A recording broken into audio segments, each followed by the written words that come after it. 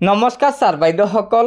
চৰকাৰী কৰ্মচাৰীসকলৰ UPS ব্যৱস্থাত পেঞ্চন আৰু গ্ৰেচুইটিৰ সন্দৰ্ভত এটা ভাল খবৰ প্ৰকাশ কৰিছে কেন্দ্ৰীয় চৰকাৰৰ কৰ্মচাৰী মন্ত্ৰালয় PG আৰু পেঞ্চনাৰ কল্যাণ বিভাগে। হয়, এয়া চাওক, 18 জুন 2025 তাৰিখে ইউনিফাইড পেঞ্চন আঁচনি সন্দৰ্ভত এই কাৰ্যালয়ৰ স্মাৰকপত্ৰখন প্ৰকাশ কৰিছে। এই স্মাৰকপত্ৰখনৰ জৰিয়তে জনাইছে যে কেন্দ্ৰীয় চৰকাৰৰ অসামৰিক সেৱাত নিযুক্তিপ্ৰাপ্তসকলৰ বাবে NPSৰ অধীনত বিকল্প হিচাপে ইউনিফাইড পেঞ্চন আঁচনি প্ৰৱৰ্তনৰ সন্দৰ্ভত বিত্ত মন্ত্ৰালয় বিত্তীয় সেৱা বিভাগৰ 24/1/2025 তাৰিখৰ অধিসূচনা অনুযায়ী উল্লেখ কৰিবলৈ নিৰ্দেশ দিয়া হৈছে যে 1/4/2025 তাৰিখে ৰাষ্ট্ৰীয় পেঞ্চন ব্যৱস্থা অৰ্থাৎ NPSৰ অধীনত সামৰি লোৱা কেন্দ্ৰীয় চৰকাৰৰ কৰ্মচাৰীসকলক ইউনিফাইড পেঞ্চন আঁচনিৰ অধীনত অন্তৰ্ভুক্তিৰ বাবে এককালীন বিকল্প প্ৰদান কৰিব।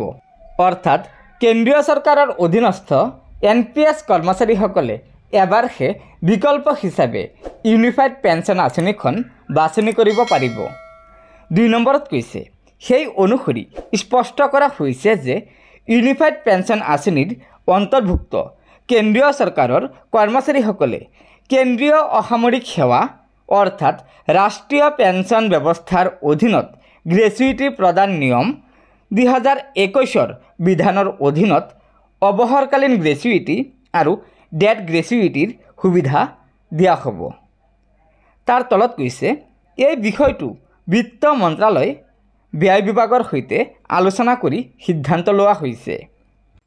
4 নম্বৰত কৈছে, ভাৰতীয় নিৰীক্ষণ আৰু হিচাপ বিভাগত কৰ্মৰত ব্যক্তিসকলৰ ক্ষেত্ৰত ভাৰতৰ সংবিধানৰ 148 অনুচ্ছেদৰ অধীনত নিৰ্দেশিত ভাৰতৰ নিয়ন্ত্ৰক আৰু মহানিৰীক্ষকৰ সৈতে আলোচনা কৰি এই আদেশ জাৰি কৰা হৈছে।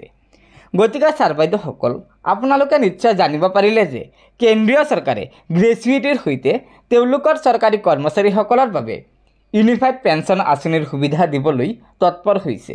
সেয়েহে আমাৰ ৰাজ্যৰ চৰকাৰী কৰ্মচাৰীসকলেও আশা কৰিব পাৰে যে 2026 বৰ্ষৰ বিধানসভাৰ নিৰ্বাচনৰ পূৰ্বতে অসমৰ চৰকাৰী কৰ্মচাৰীসকলেও ইউনিফাইড পেঞ্চন আঁচনিৰ সুবিধা লাভ কৰিবলৈ গৈ আছে।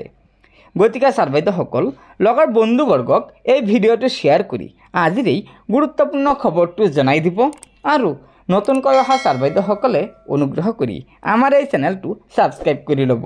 ধন্যবাদ। জয় আই অসম।